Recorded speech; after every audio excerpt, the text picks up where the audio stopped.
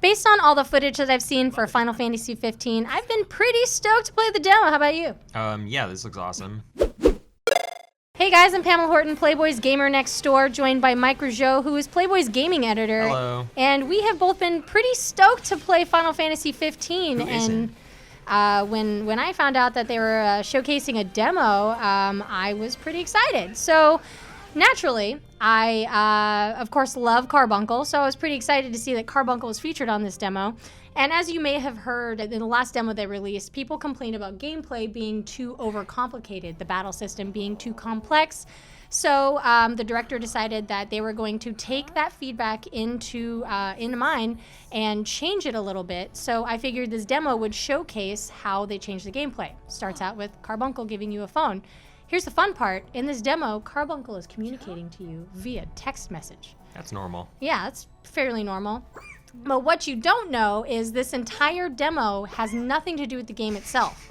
You are in a dream sequence being guided by Carbuncle to collect random yellow gems that do nothing in the demo, and also stepping on these little pedestal things that do random things at random times. Mm-hmm. So it's a Final Fantasy game, in other words. Yeah, but I was looking forward to some really fun gameplay footage, but then suddenly you're in this random house and you're super tiny. There's more things to step on that change time, give you items. So what is the deal? Does this have anything... And you transform into a car! Does this have anything at all to do with the actual game, Final Fantasy 15? Nope.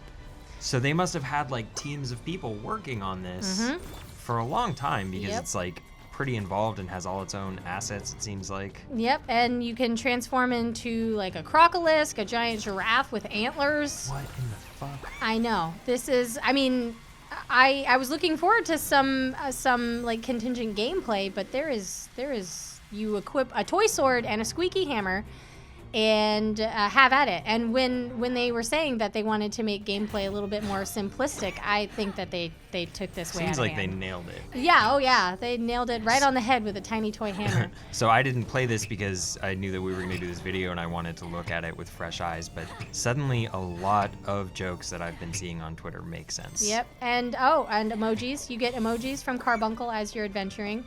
But then eventually they're like, oh, well, maybe we should change this around a little bit. But then, I love this, but then they beat up Carbuncle, and I'm like, no! Oh my god! No! And then they're like, oh man, I gotta kick this guy's butt.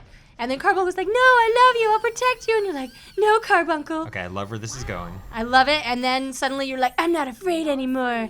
And then you transform, and then you're like, oh yeah, badass gameplay time. But then I find out the gameplay and the battle aspects that people didn't like about the first demo still apply. You're like, what the heck am I? Oh, okay. So.